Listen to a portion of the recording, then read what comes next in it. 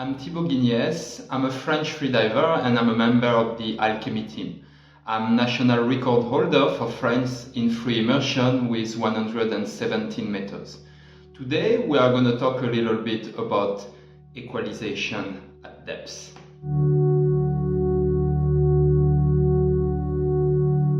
Introduced a bit more than a decade ago, the Mausfield equalization technique quickly became the equalization technique for depths. It even came to the point of Mausfield being referred by most instructors as the only safe way of equalizing at depths, discarding any other ways.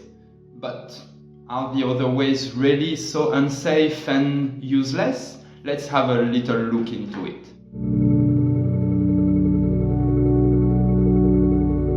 Before seeing the different ways of equalizing at depths, let's have a little reminder of why we need special ways of equalizing at depths, and we cannot just keep going like we are doing on the first 20-30 meters all the way to the bottom. Let's start with the definition, the residual volume. The residual volume is the air we have left in the lungs after a full exhale on dry. That's the air left in our lungs so that they don't collapse. This residual volume, for people who are not trained, is around 25% of our total lung capacity. As we go down during a dive, our lungs are going to compress because of the increase of pressure. For those who don't understand what I'm talking about, have a look at Boyle's law. But at one point, our lungs are going to reach the size of this residual volume. Since it's around 25% of our total lung capacity, we need to have the lungs compressed 4 times, so around 4 bar of pressure, around 30 meters. That means as you get close to these 30 meters, it's going to be harder and harder for the air to travel naturally from the lungs to the airways so that you can use it to equalize. That's why we need to find some ways to equalize when we go at depths that take us deeper than our residual volume.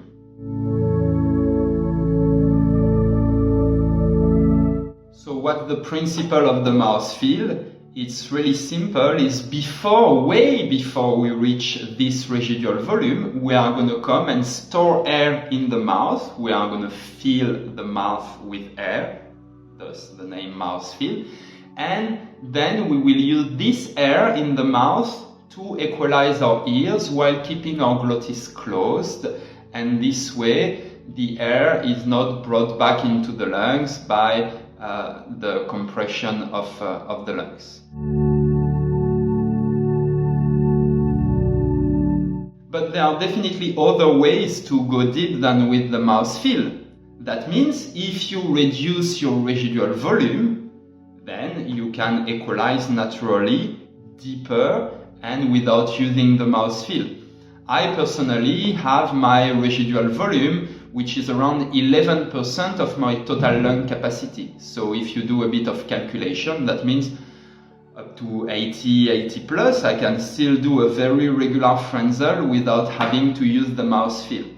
So that can be a first way to go deeper without using the Mausfield, and I believe it's a safe way. Just it takes time because it's about adaptation of your body. So you need a lot of deep diving using only Frenzel and maybe dives on functional residual capacity, which means around half of your lungs, or after a full exhale. Don't practice this by yourself if you haven't been taught by an instructor how to do it safely and properly.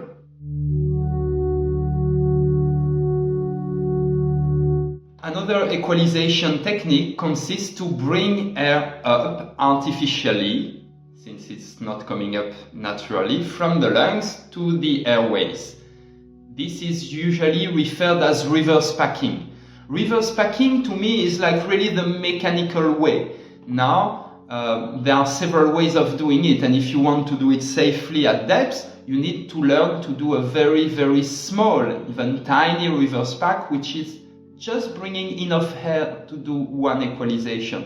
If you do like the usual reverse pack, like quite big and putting a lot of tension on your trachea and on your lungs, then you are at risk of squeezing. But a tiny and efficient reverse pack while staying relaxed will allow you to do an equalization just after. So you can do this quite deep. Some people use only this to go past 100 meters. Now, of course, you have less margin for mistake.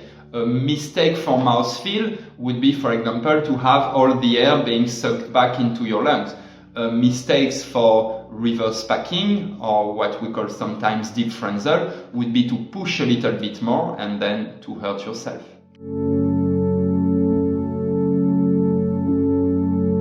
And finally, you don't have to do only one way or the others. I personally use a mix of reverse pack and mouth feel. I take my mouth feel around 20-25, a relatively small mouth feel, but then I keep equalizing with a regular mix of Frenzel and hands-free, and on each single equalization I bring a tiny bit of air into my mouth feel because, okay, I'm not using it to equalize, but it's still shrinking from the pressure. Actually, that's the only thing that makes it smaller. The air doesn't go anywhere. You put a bit of pressure in your ears to equalize, but it's still the same amount of air if it's not leaking through the glottis. So I take this small mouth feel and then keep refilling it on each equalization, and if I'm really relaxed, I can do this naturally up to 60, 70, sometimes even 80 meters. And then at 80 meters, I have a small mouth feel, but almost full. So this way, it's quite easy for me technically to use this air to equalize past 100 meters. If you want to experience this deep Frenzel or tiny reverse pack, I would suggest to work first on dry to get it the right technique and then being able to make it precisely and quite small. And then in the water, you can do some dives in FRC, in residual volume or in full lungs with using just Frenzel. Never push it, of course, let it come naturally, but you'll see that just by repeating, your body will adapt, and then you'll be able to do it naturally deeper and deeper, and you'll reduce your residual volume, you'll fine-tune a bit your deep Frenzel and reverse pack abilities, and that will probably take you as deep as the mouth feel over time. And don't hesitate to mix both. You don't have to do 100% mouth feel, even though I agree it's a bit safer than the reverse packing. I hope this video was interesting for you. Let us know in the comments if you have any experience with these deep Frenzel dives.